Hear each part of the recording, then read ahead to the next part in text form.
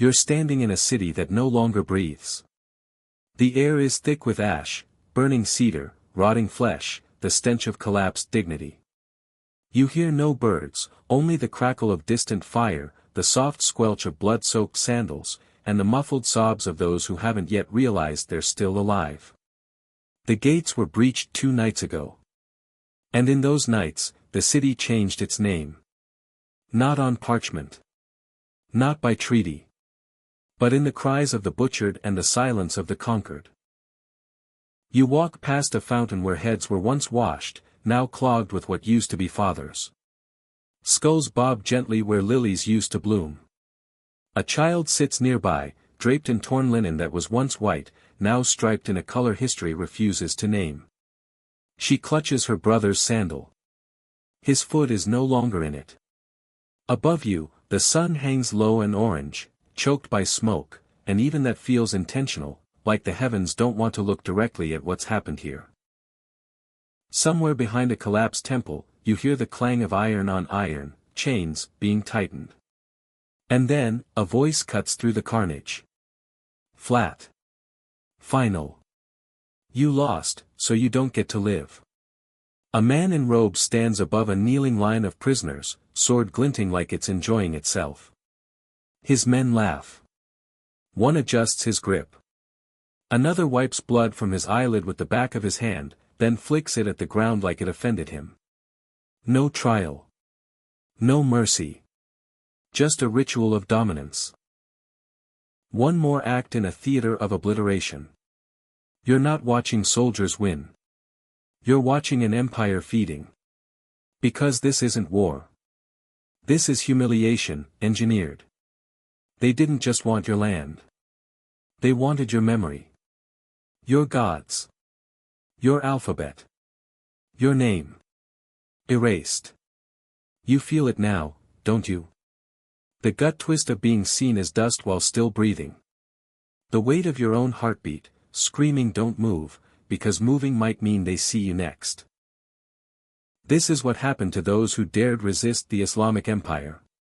And this is only the beginning. It began in the dust. A barren stretch of land where stone cracked under the sun, where tribes spilled blood over water, and where gods were traded like salt. Arabia, before the empire, was a wound stitched together by silence and survival. No one looked to it for power. No one feared it. Until a voice rose from the emptiness. At first, it was just that, a voice.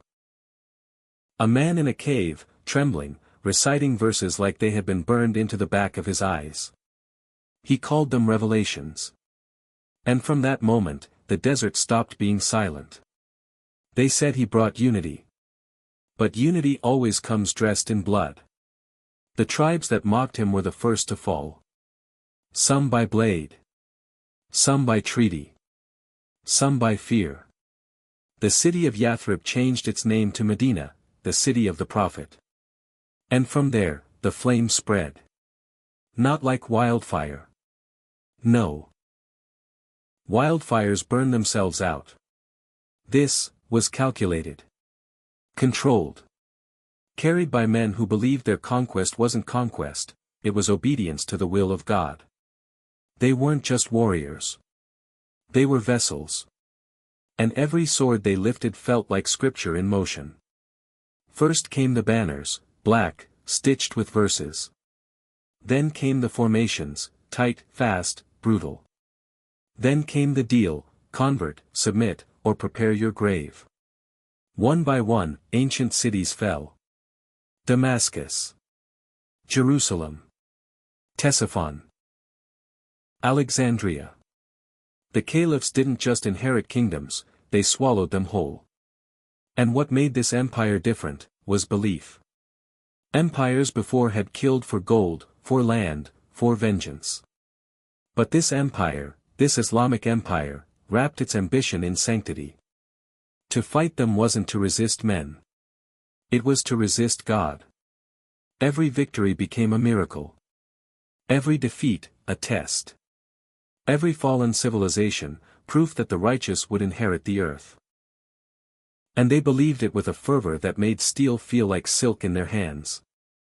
Laws were carved not from governance, but from revelation. Caliphs did not rule, they enforced divine order. Justice became obedience. Dissent became blasphemy. And still, it grew. North, into Byzantium. West, across Africa. East, through Persia and beyond. Caravan routes became veins, bleeding tribute into the heart of the caliphate.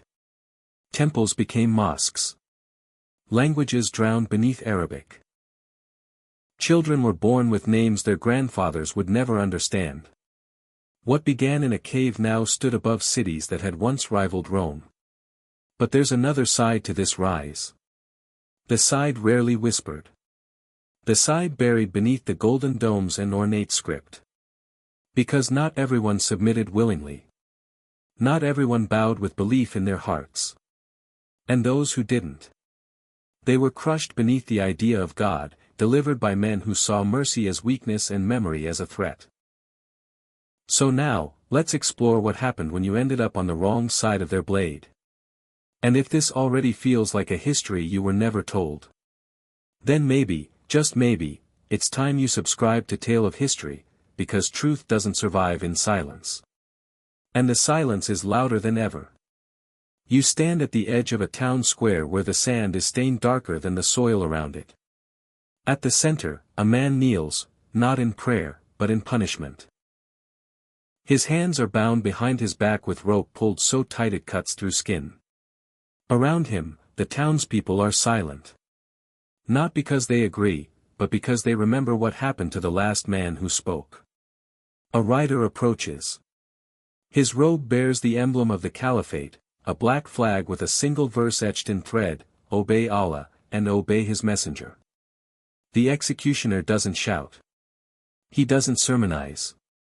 He simply asks one question. Bay'ah. Allegiance. The man says nothing. Not because he's defiant, but because his voice has already been broken. His lips are cracked. His eyes, sunken. His village was taken last week, his temple repurposed, his scrolls fed to fire, his daughter taken away in the name of purification. Silence is his final act of rebellion. The blade falls. And the crowd exhales, not in relief, but in submission. Because this is what Bay'ah meant, not just loyalty to a ruler, but total surrender of the self. It was not an oath, it was a verdict.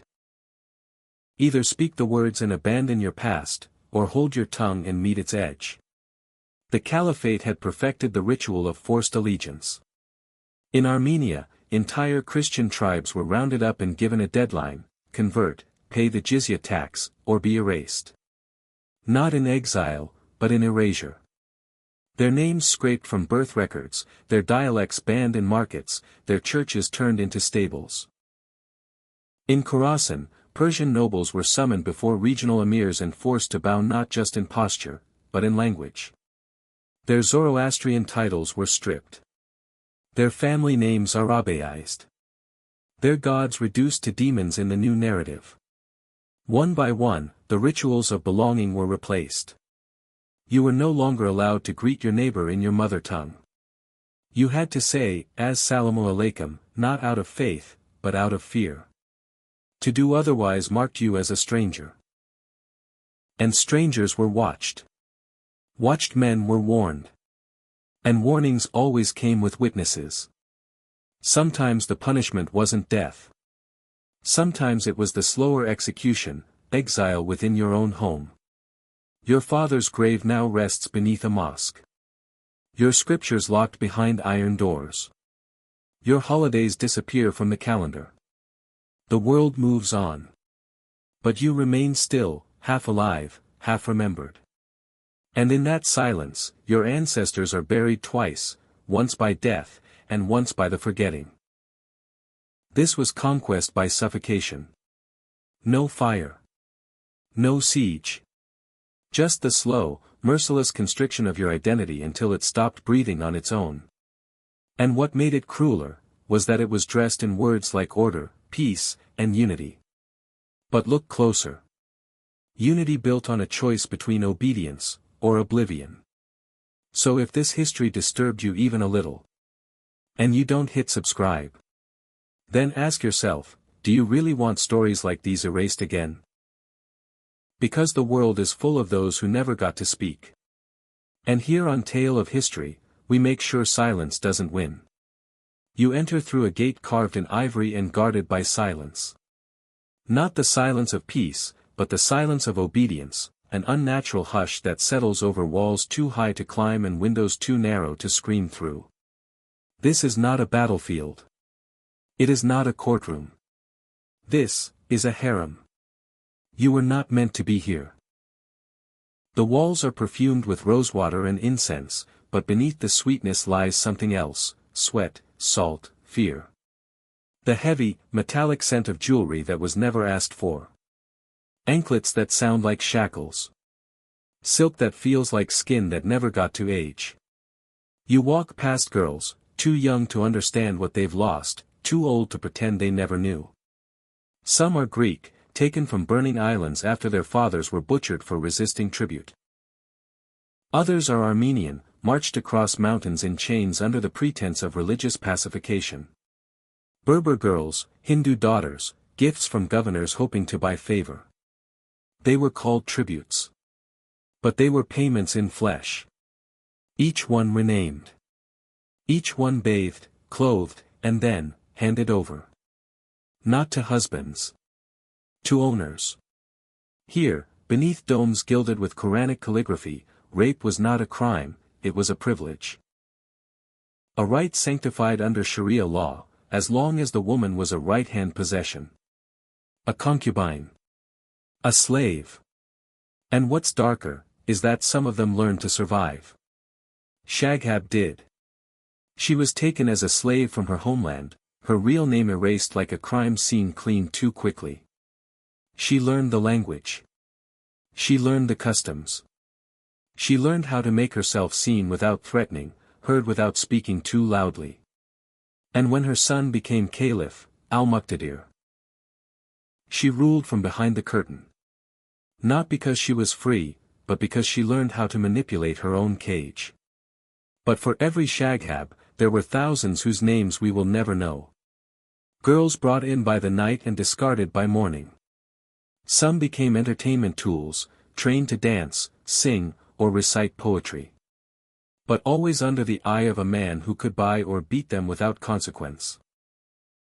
And always under the ceiling of a palace built from the taxes of men who had no idea what lay within. They called it civilization. But listen closely. Behind every golden gate, there are teeth marks on the floor.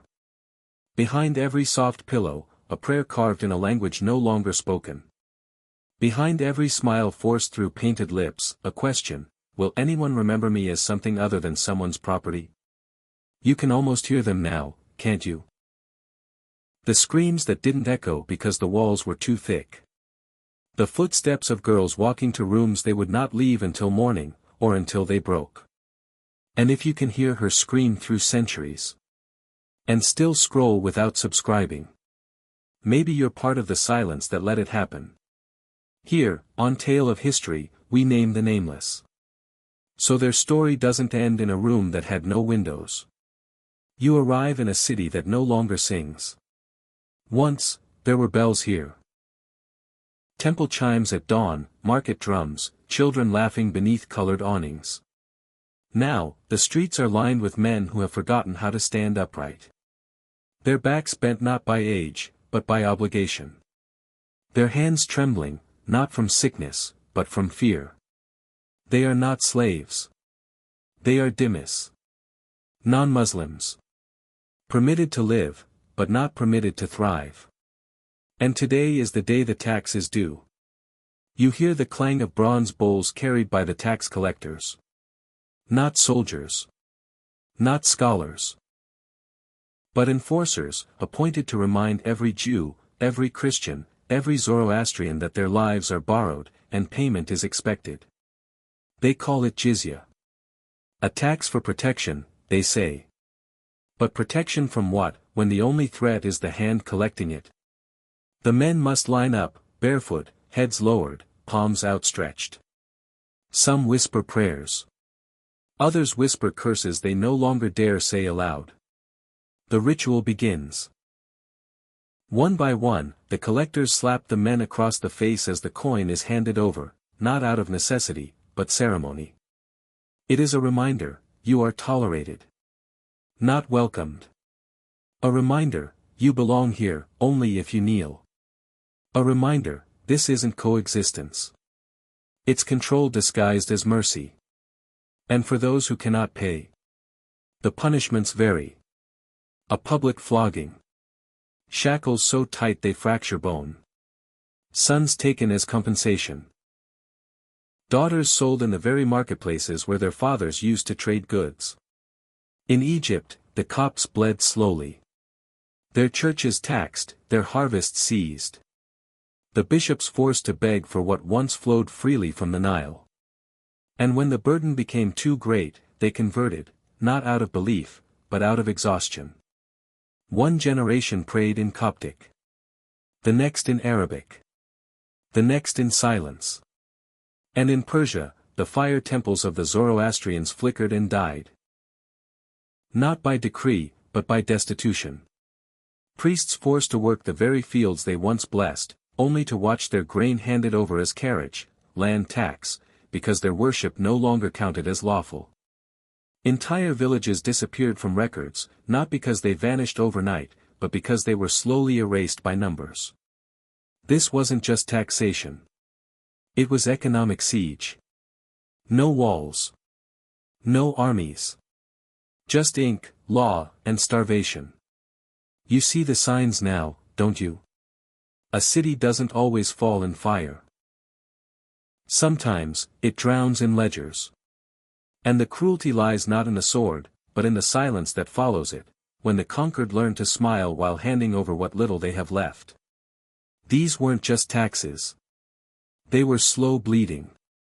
And if this part of history was never taught to you, if your textbook skipped the ritual humiliation, if you were told it was peaceful, then maybe it's time to support the ones who dare say it.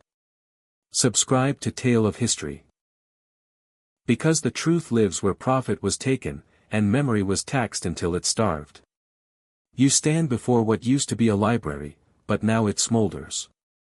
Ash floats like snow, falling gently across scorched parchment. Ink drips from burning scrolls, as if the knowledge inside them is trying to escape before it vanishes forever. The doors are blackened. The shelves, shattered. The scribes, gone. You are at Gunshaper. Once, this place held the minds of the world. Persian medicine. Greek philosophy. Indian mathematics. Babylonian astronomy. A crossroads of thought, ideas traded like gold. Now, it is silent. Not from time, but from fire. They didn't just burn books. They burned memory. And across the empire, the flame spread.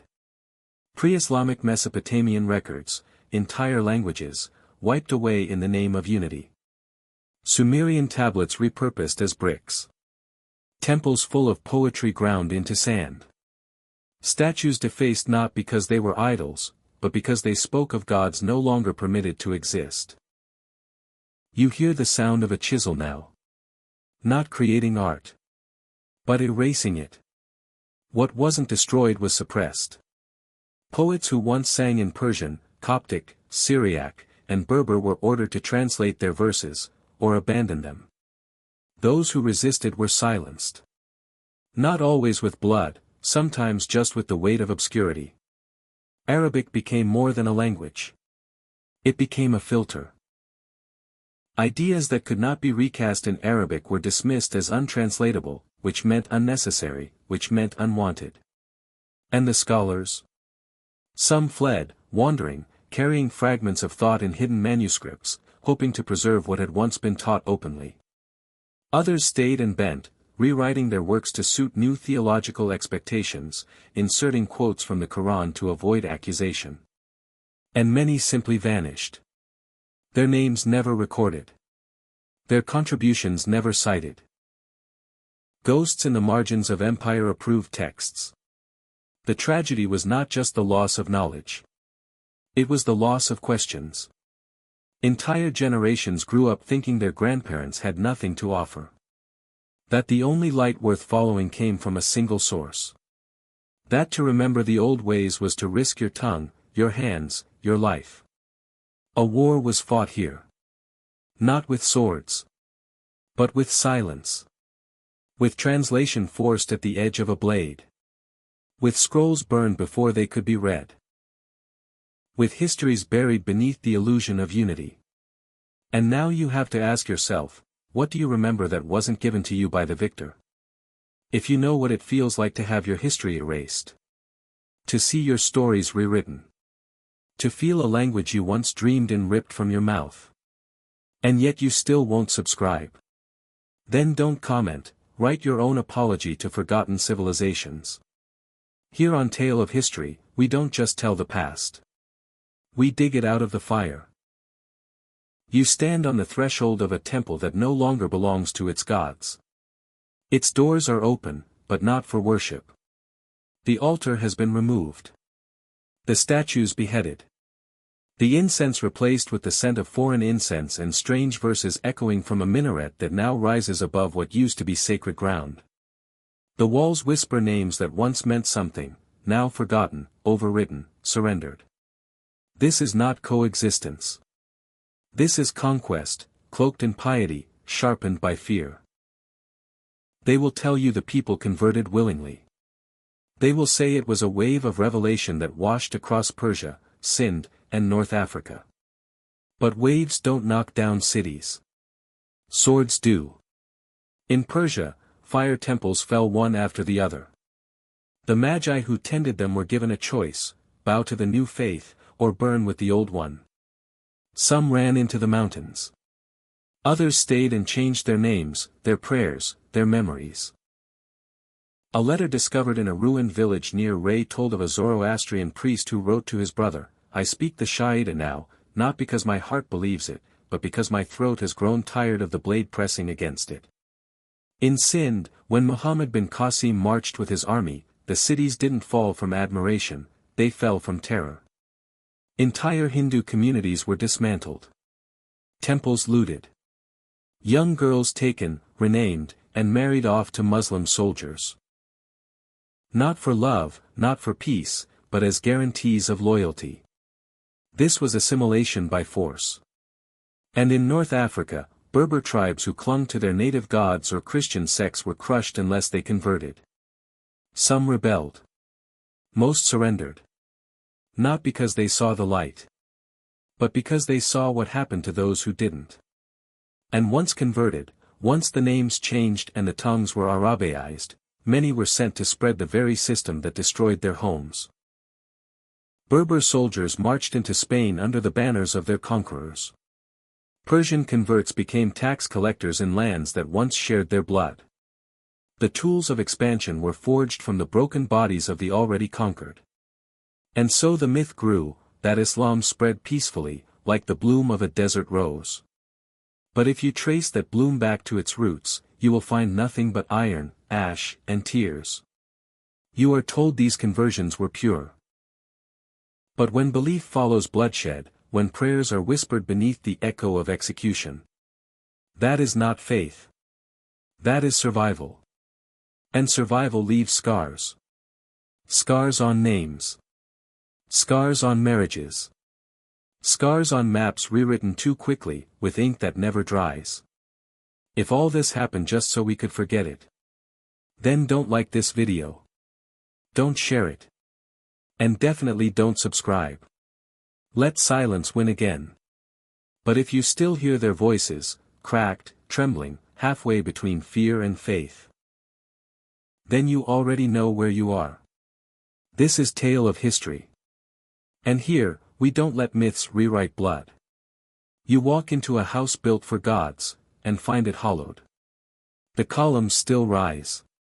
The ceilings still echo. But the voice inside is not the one that was meant to speak here. The air is heavy with something you cannot name, a reverberation, like grief that never learned how to leave. This was once a temple. In Damascus, it belonged to Hadad, then Jupiter, then Christ. And then, it was taken. Overnight, crosses were scraped from stone. Altars were buried. The mosaics were repainted in calligraphy not born from worship, but from conquest. The great mosque now stands where gods once shared space. One voice remains. One faith permitted. One memory left standing. The others were crushed beneath the floor. In Córdoba, they built the mosque on top of a Visigothic church. Not beside it. On top of it. And in Iran, fire temples that had burned for 1,000 years, flames lit before Islam was ever spoken, were extinguished not by wind, but by decree. The sacred fires of Zoroastrianism were doused with water brought not from rivers, but from wells dug into submission. The gods of old did not die in silence. They screamed, in stone. Statues were beheaded. Arms torn off. Eyes chipped away so they could no longer see their worshippers abandoned.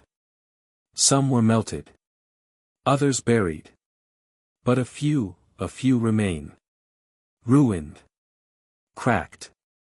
And weeping without mouths. The Berbers lost their sky deities, their sun mothers, their earth guardians. What couldn't be rewritten was declared pagan. What couldn't be hidden was destroyed. Their songs faded with their altars. Their shrines turned into prayer rooms echoing with verses they never wrote. The Kurds watched as their ancient fire festivals were repurposed into Islamic holidays, same flame, different meaning. Their Yazidi and Mithraic gods became demons in the new doctrine. Their priests exiled. Their sacred texts outlawed. Their names changed so many times even their dead no longer recognized them. And in the villages of the Hindu Kush, temples carved into cliffs were shattered with pickaxes. Their idols burned in bonfires where scholars once recited mantras. Girls who once danced before statues were now told to cover their bodies and forget the steps their grandmothers taught them. In one ruined temple outside Sindh, a final prayer was carved into stone: "We do not ask to be remembered. We ask not to be erased." But they were. Their gods became ghosts. Their worship became myth. Their rituals became blasphemy. And the silence that followed was not peaceful. It was weaponized. Because a people without gods are easier to convert. Easier to rename. Easier to forget. Now ask yourself, how many names have you never heard? How many gods have you never been told existed? How many temples do you walk over without knowing there were prayers buried beneath your feet? You may not worship them. But you owe them your memory. So don't let their names vanish in your silence. Don't let their stories end in ruins. Subscribe to Tale of History, where we speak for the gods who were not allowed to speak for themselves. You are led through a market where no one sells grain, no one offers silk, and no one bargains for spice. Here, the currency is breath. The stalls are arranged in rows, tidy, clean, organized, because efficiency makes cruelty easier to forget. You pass cages made of iron and rope. Inside them, bodies. Some are boys, limbs too thin for their age, faces too hollow for their years. Others are women, draped in fabric not to preserve modesty, but to hide bruises. Few speak. None cry. They have learned that even pain has a price. This is not chaos. This is a system. From the savannas of West Africa to the plains of Central Asia, the Islamic Empire ran its engines on flesh.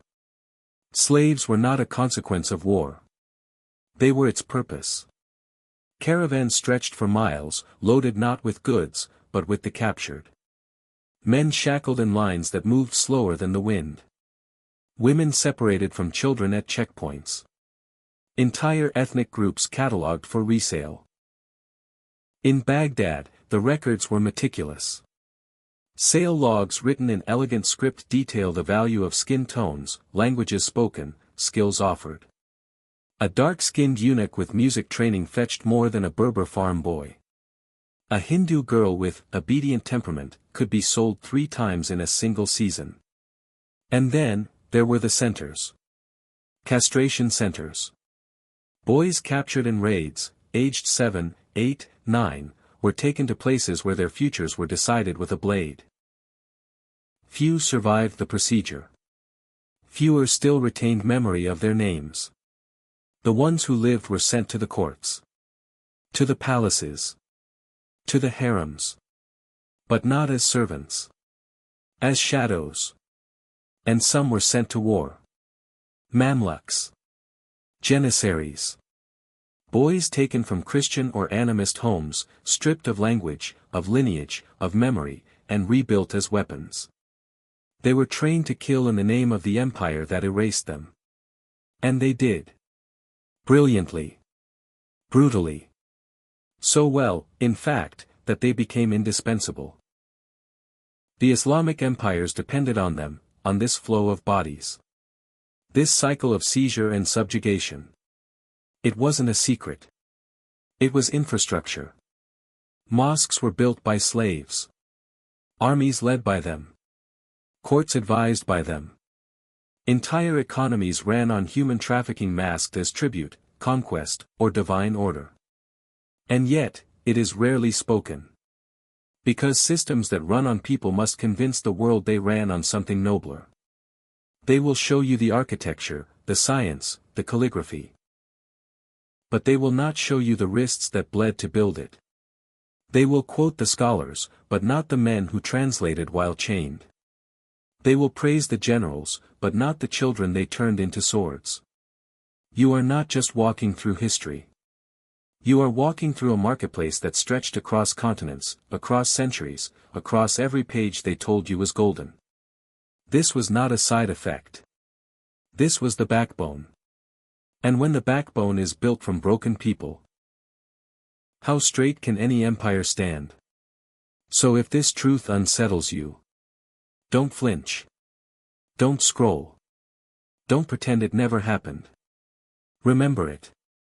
And subscribe to Tale of History. Because if you won't remember the people the world was built on, then it will keep being built the same way. Step back. Now that you've seen the dust, the chains, the broken altars, the burning pages, the markets of bodies, the screams buried beneath minarets, step back, and look at what remains. A dome. Golden. Radiant. Flawless. A masterpiece of geometry and light. But can you see what it stands on? Beneath that dome is not just stone. It is ruin. It is surrender. It is silence paved over by time and painted over with verses. They will call it civilization. They will say it brought order. They will speak of the libraries that came later, the gardens, the poems, the stars. But none of that erases the screams beneath its foundation. None of that brings back the names that were scraped from stone. None of that reanimates the languages forced into extinction.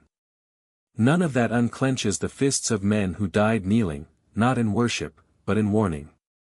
So ask yourself the question no empire ever dares speak aloud: was it worth it? Was peace worth the price of obliteration? Was faith worth the cost of fear? Was glory worth the trade of blood for silence? Because if what they built shines, it shines atop ash. And those who shine too brightly above the graves of others are never truly clean. History doesn't ask for your loyalty. It only demands your honesty. So defend it, if you must. Denounce it, if you have the courage. But never, never, ignore it again. Because ignorance is the dust that buries the bones. And silence is the soil that feeds the next conquest. We told their tale. That was our duty. Now what you do next is yours. If you subscribe, it means you're not afraid of the past.